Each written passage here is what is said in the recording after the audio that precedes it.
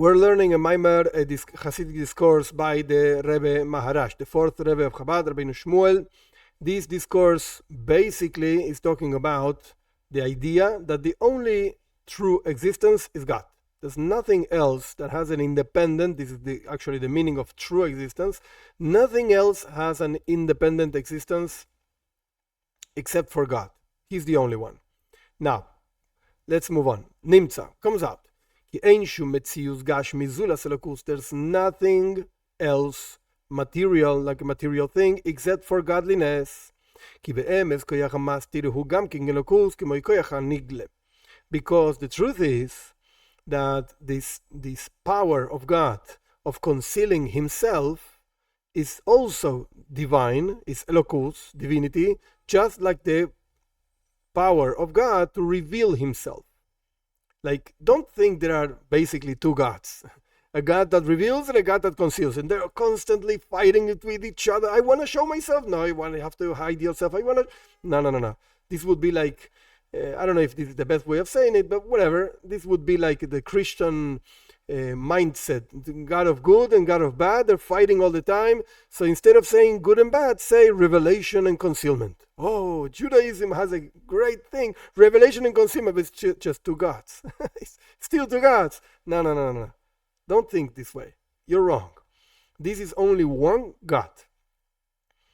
And he expresses himself, either showing himself or, which is also an expression in itself, hiding himself. That's also expressing, but hiding. And both things are godliness. It's just one God. Either you show yourself or you hide yourself, but it's just one person, so to speak. It's not a person, but whatever, one God. As it's written, as it's written, I will wait for God, then he hides his countenance. Just as, now the Rebbe is explaining, just as there is a name of God with 4 letters and so on, that it can be revealed, it can be seen, understood, whatever. There's also a name of God with 4 letters that conceals his countenance. Both powers, the power of concealment and the power of revelation, Magbil in this case would be like limitation, whatever, because any revelation is a limited thing. It's like a very philosophical idea. But whatever you reveal, it means in itself a limitation. You can't, it's impossible for a human being to show himself or herself, whatever, completely. And we're not talking about body, not body, clothes, no, garments. That's not the point. The point is, like, ask any person, show me who you really are. What is the guy going to say? Hello, I'm Tuvia. There's not much you can say. Like, you would need a constant living with this person to see how he is a father, how he is a daughter, a son, and this and that. It's impossible. And even so, even if you're with the guy the whole day and you see the guy acting the whole day, you don't know what the guy is thinking. So it's impossible. That's why any revelation means in itself a limitation. This is what I'm showing you. And you see it and say, oh yeah, he's a great guy. But you don't know what's going on. Any revelation, it's in itself a limitation.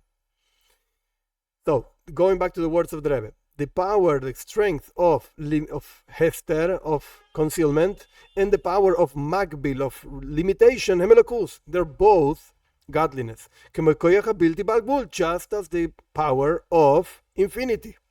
And as it's written in this holy book, Avodas HaKodesh, the author Meir ibn Gabbai, who was a great Mekubal, he lived just before the Arizal. So whatever he wrote got already darkened, so to speak, by the Arizal. But he was a great Mekubal. He wrote a book, Avodas HaKodesh, a huge book, explaining philosophically Kabbalah, what it is and what it's talking about, and so on. And in certain places in Hasidus, in many places, he's quoted. The most famous quote of his book is this one that comes right now. What does a Kodesh say? What does the Meir ibn Gabbai say? Sheim toimar, if you're going to say, she'elokus u koyach habilti ba'al gvul, that godliness, you know what God is? infinity. Oh, what a nice definition of godliness. Ve'ein lo koyach bigvul, and you're going to say that God is not finite. He doesn't have power in limitation. You're actually preventing God from being complete. Yeah, he's infinite and he's not finite. You're wrong. The truth is, this is not from the Avodas HaKodesh. This comes already from Kabbalah, Hasidus, etc. So from the Avodas HaKodesh comes the idea that God is Shleimusa Dechoila. He is the completeness of everything. He is infinite and finite at the same time. You're going to say it's impossible. It's a paradox. That's God. He's not limited to our understanding of what it means and no. He's God. That's why he's God. The truth is, now the Rebbe is going a little bit deeper now. The truth is that the root, the source of limitations, it's even higher than the power of unlimited. As it's written somewhere else, I'm not going to explain this now, regarding a very Kabbalistic idea, Reshima, whatever that means.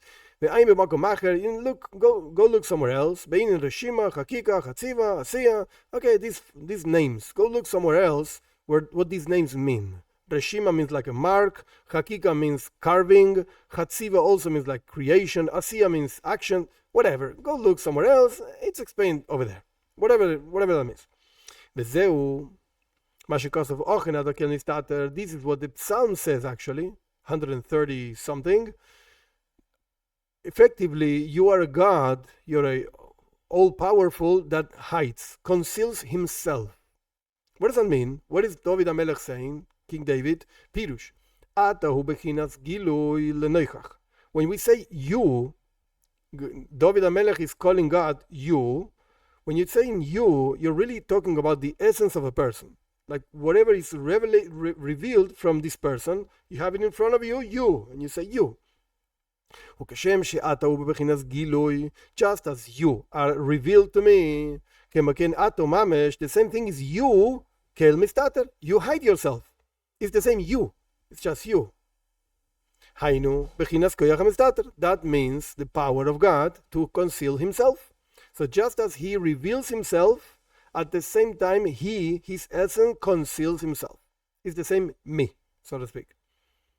A simple example of this idea, which is a very deep and complex idea, but a simple example would be if a person wants to actually pick up something, like with your arms, you want to pick up something, so you have two movements happening exactly at the same time. On one hand, you're expanding your hand because you want to pick up whatever you want to pick up, and at the same time, you're actually preventing your hand from going further because you just want to pick up this and not something that is beyond this. So at the same time, you're going forward and stopping. It's just two things happening at the same time. Same thing happens with God. He shows himself and he conceals himself. But you can't say it like it's two parts of me. One part moves on and there's a conflict with the other part that stops moving, and no, it's just me. I'm trying to pick up something, that's all. And I move forward and I backwards, whatever, to pick up this thing. It's two powers within myself. Venimtza, comes out.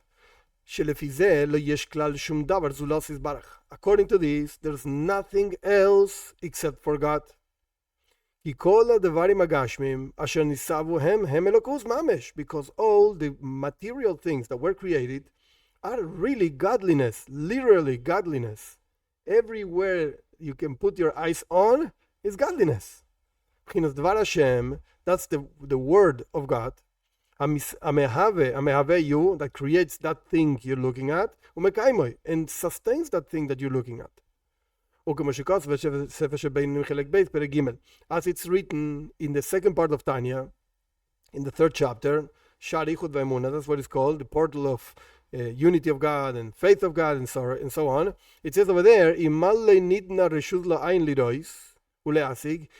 it would have been given permission for the eye to see and to grasp is a chayus ve'aruchnis shebechol nivre hashefei aboy mimoitze pi havaya v'ruach piv. What would you be able to see? The godly, the strength and the spirituality of every creature.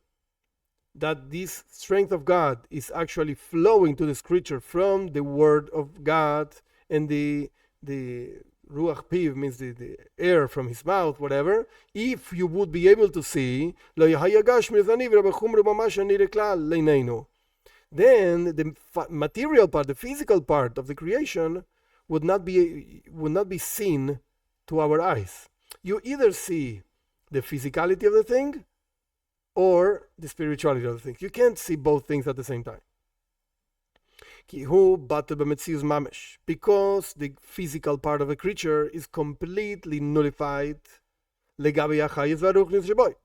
comparison, or nullified to the vitality and the spirituality of the creature inside of it. Because if it wouldn't be for the spirituality within each creature, it would disappear completely. It would be nothing, literally. As if it would never be created, literally. So again, either you focus your life on physical things, or you focus your life on spiritual things. Both things at the same time, they don't exist. I'm sorry. You're lost. Because it's exactly the same thing in all aspects of life. Literally, all aspects of life. If you focus on physicality, it's impossible for you to focus on spirituality. And if you focus on spirituality, you don't care about material world. You just don't care. You don't see it.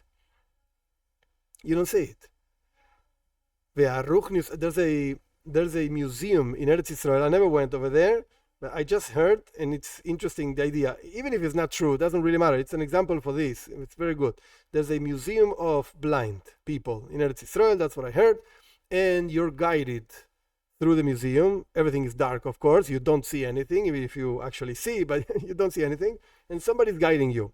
And this person that is guiding you appears to the people being guided like a very wise person and very, wow, amazing the things that he says and the thing that, whatever she says, I don't know.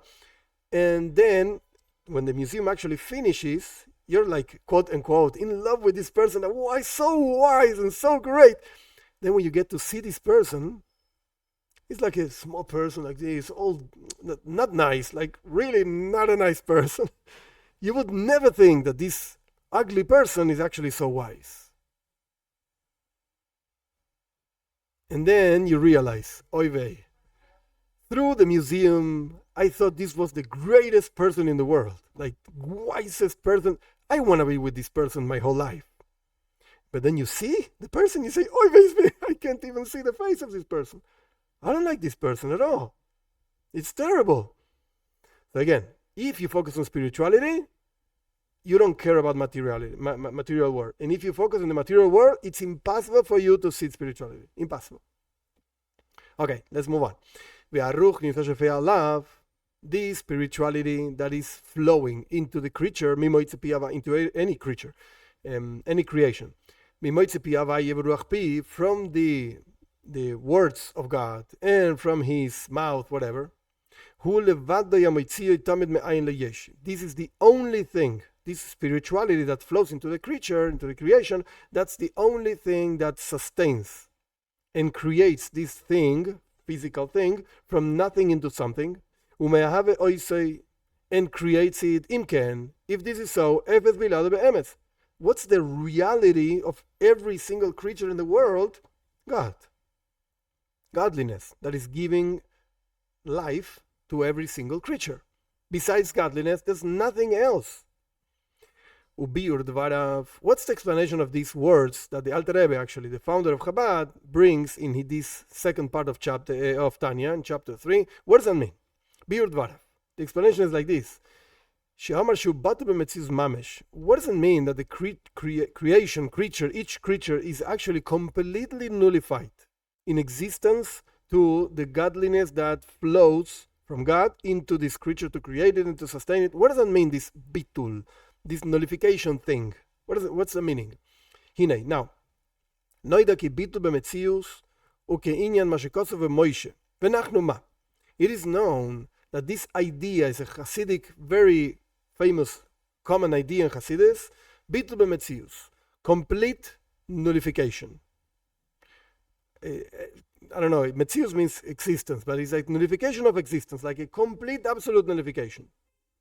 I'll give you an example before moving on, because I think it's going to be easier. There are basically two general types of bitul, of nullification. Bitul hayesh or bitul b'metzius. Bitul hayesh means, literal translation, simple. Nullification of the something, of the being, something like that. Yesh means something being. And then bitul b'metzius means complete, absolute nullification. What's the difference? Very simple example. Suppose a professor that is giving a class in university of whatever he's giving a class, and he knows his stuff. He knows what he's saying, and he's good at what he does. And he's giving a class, and suddenly, let's say he's giving a class of math, whatever, mathematics. So suddenly comes into the room the greatest mathematician of all times, whatever. This is the greatest of the greatest, I don't know, Pythagoras, whatever, comes into the room, and suddenly this professor says, whoa, I can't continue talking in front of this guy. It's impossible. Forget it. I'm going to shut up. He's going to continue giving the class. Me? What do you want from me? He is the master of masters. So I'm shutting up. He continues with the class. But inside of him, this professor says, I also know math. I do understand that this guy is the greatest. Oh, nothing greater than him. But I also know math. He knows more than me. That's okay. But so I'm going to mevatel. I'm going to nullify myself in front of this guy because this guy is great. But I'm also something. I exist. If this guy leaves the room, who is going to continue giving the class? Me. So I'm also here, but in front of him, I'm nothing. That's bitul hayesh. I am something being nullified. For whatever reason. In this case, the example, there's this great mathematician in the room. I'm nothing. I'm not going to talk in front of him. Actually, our sages say in Pirkei Avos, in the Ethics of Fathers, who is a wise person? Somebody that doesn't talk in front of somebody wiser than him. It's okay. I don't have anything to say. You're wiser than me. You talk. You give the class. I'm fine. But then, there's another level, much deeper level. A person that realizes, even though he is giving the class, and even though he's not a fool, he knows he is the guy that knows more in this room. He could be the boss, and he really knows his stuff, and he still thinks he's nothing. He still feels, I'm really nothing. I'm really nothing. Not because somebody else knows more than me. No, because I do realize that I know nothing. That's bitul b'metzius. I'm completely nothing. Completely nothing. Okay, these are two examples. This is an example of two levels of bitul. So now the Rebbe wants to explain what does it mean bitul b'metzius, like the deeper level of nullification. Ke'inyan mashikasu, as it's written by Moshe, regarding Moshe Rabbeinu. V'nachnu ma. Moshe Rabbeinu said a couple of times, and we, referring to his brother also, Aaron and Moshe, we what? We are what? We are like a question. What? Bitul bli shum metzius maus. This means ma. Ma means what? Like I'm nothing. This means a nullification without any existence, like metzius and mahus is existence, essence. The words like fall short already. I'm nothing. Like what was Moshe Rabbeinu saying again a couple of times? The people were rebelling against him because they wanted food, they wanted meat, they wanted all kinds of things in the desert. And Moshe Rabbeinu was saying, you rebel against me? I'm nothing. Talk to God. He is the boss. You think I'm giving you, I'm not giving you? I'm nothing. That was Moshe Rabbeinu.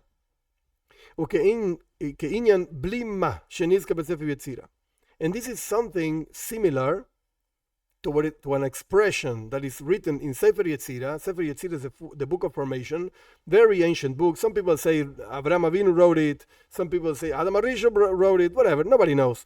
But the point is, some say it's a Kabbalah book, some say it's a philosophy book. I don't know either. Doesn't matter. The point is that over there it brings the idea of blima. without what? There's a level over there being spoken about that is blimma.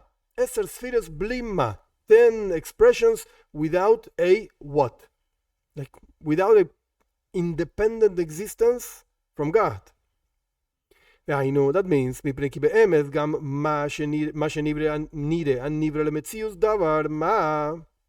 because the truth is that even whatever you see and the creation is seen as something existing, like I see my computer and it's here and I use it, if you really think about it properly, you will find that this is also a godly force. What do you think? It's a computer? A computer. There's nothing over there. It's just God. It's a godly force creating a computer. When Nimtza comes out, it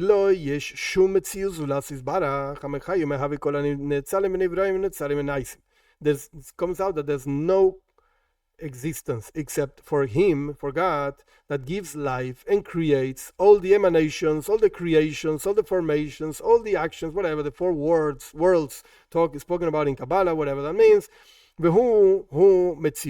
He, God, is their real existence, v'kiyumam, and their real sustenance, v'chayusam, and their real life, and there's nothing, no other creation except for Him. Nothing else. According to all of this that we mentioned,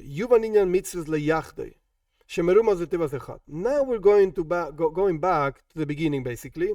Now we're going to understand this idea of a commandment. There's a commandment in the Torah that actually, interestingly, applies also to Bnei Noach, of unifying God. What does that mean, to unify God? To believe, to understand, whatever, that He is one. There's no two gods, no three gods, He's just one. And we asked many classes ago, when we started, it seems that it would be much better for the Torah to say that God is yochid, He's unique, not that He's one. Because one sounds that could be two, but it's just one. No, but they can't be two. It's impossible. It's just one. So why does it say one and not unique? Hainu. Now we're going to understand a little bit better.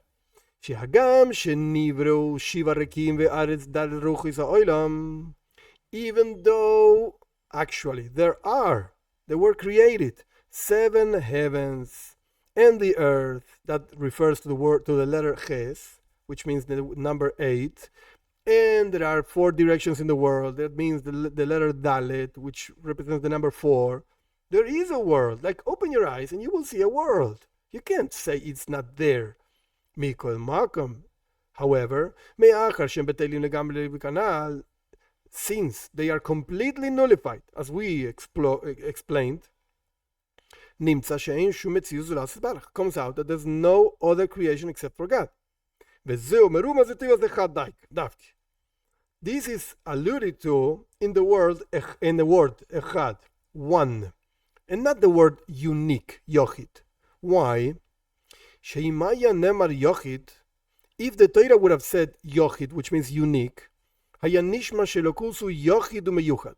would understand that godliness is something unique, completely unique, special, whatever. But the creation that was created in the six days of creation, they exist also. They are something. If you say yochid means, you know what? Godliness is something very special, very whatever. He's alone over there, but I see a world. So the world is also over here. That would have been alluded to if the Torah would have said yochid, unique. Like the creation is not godliness. Creation is a creation and God is God. But if you say one, that God is echad, one,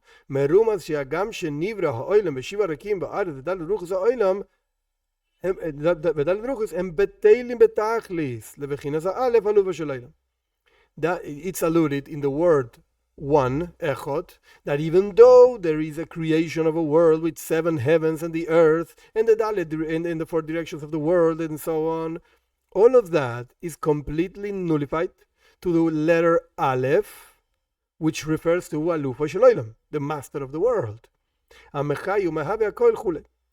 That gives life and creates everything, etc. Before moving on, what is the Rebbe saying? Very simple explanation. Yochid would mean God is separated from the world. God is God and He's very nice and good and so holy and so on, but the world is something separated from Him. That's the word Yochid. God is unique. But now that says the word Echod means even in the physical world, even there's only godliness. The word Yachid would not mean that. No, sir. No, sir. Yachid means God is God and He's very nice, and the world is a physical thing that exists by itself. Oh, God created it. Of course, God created it. But it's here. And it's not godliness. In other words, if I don't remember wrong, Choives Alevavis brings this idea, the duties of the heart, in the first portal that talks about the unity of God, whatever. If I don't remember wrong, but if it would have been stated Yochid, it would be unique, that God is unique. It would have been impossible, by definition, for the human being to grasp anything about God, even to have the idea that there is such a thing as godliness. Like no human being in the whole story of the humanity would have ever thought that there's a God. It would be impossible. Why? Because He's Yochid. He's unique. He's separated completely from creation. That means it's impossible for us to think about Him. It's like, I know this is fantasy, like science fiction, whatever, but it would be like saying we don't understand the Martians. We go to Mars and we put a car over there, and Mars is walking in the surface of Mars, and we don't see any Martians, and we say there's no life in Mars. Ah, you fool! You just don't see it. You don't see the life in Mars. Why? Because we human beings, I'm not saying that there's life in Mars. I have no idea. This is just an example. But we as human beings look for life the way we understand life. The way we think is the only way there could be life. It's a cell and it has proteins and whatever it has, I don't know. Whatever science says is life, and then the creatures and the molecules and the atoms and so on. But it could be that there's something else completely different that we can't even imagine what it means, that there's somebody over there in Mars, in the whole society over there going on, and we don't see it. Because it works completely different, and we can't even imagine what it means. So we go to Mars and say, there's no life over here. I thought there were Martians over here with 3 eyes, and there's nothing there. What do you mean there's nothing? You don't see it. There is something. Okay, this is the example. I don't know if there's life in Mars. I don't care either. But actually, there's a letter of the Rebbe, very interesting. Not a letter, a private message. There was a Professor Velvel Green. That's his name. He passed away not long ago. He was a microbiologist from NASA, from the United States, and he looked and he worked so many years, like 40 years, I don't know, understanding the life of bacteria in space. Huge minds, whatever. And he asked the Rebbe once in the 60s. He asked the Rebbe, should we continue? He was a religious Jew. Should we continue to look for life in outer space? And the Rebbe answered, who actually also was a scientist, the Rebbe answered, yes, you should continue to look for. Why?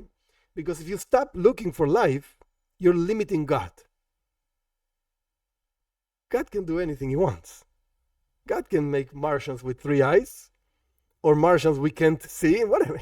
He's not limited to you, to your ideas. He's unlimited. So you continue looking for life. What's the problem? God can do anything He wants. So all of this is to explain the idea that if it would have been stated in the Torah, the word Yochid, unique, God would be completely out of this world, completely separated from this world. We would not be able to understand anything, not even come up with the idea That you know what? There's a God. What do you mean? You're nuts. There's no such a thing. We wouldn't be able even to talk about it, think about it.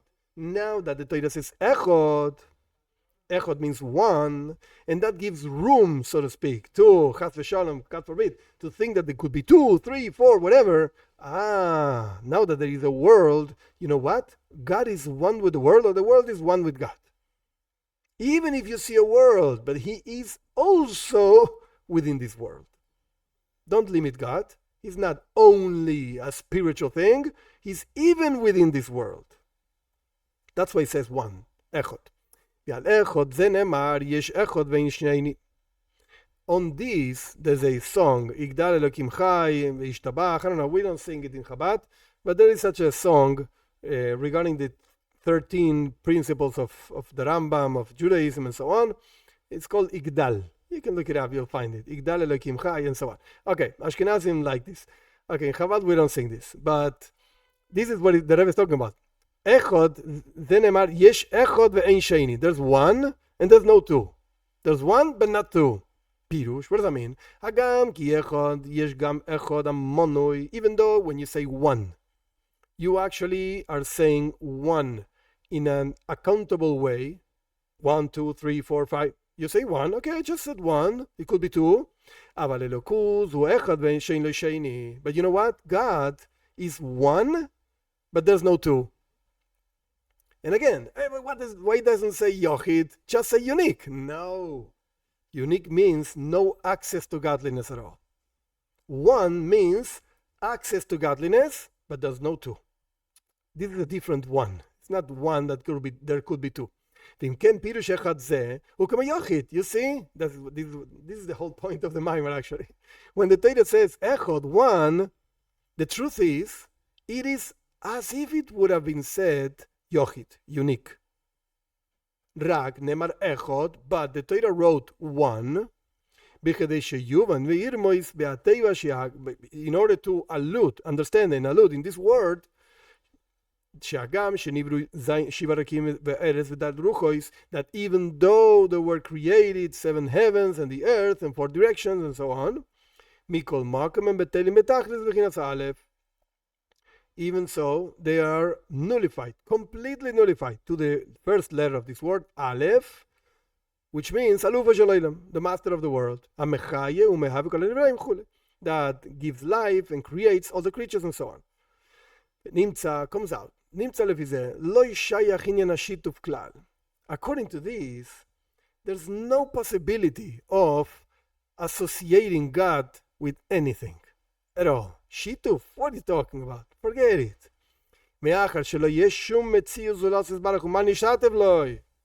Because there's no other creation, existence except for God. What are you going to associate God with? There's nothing else. Nothing else. Are you going to tell me that the angels are powerful? What are the angels? Godliness. They're also godliness. There's nothing else except for God.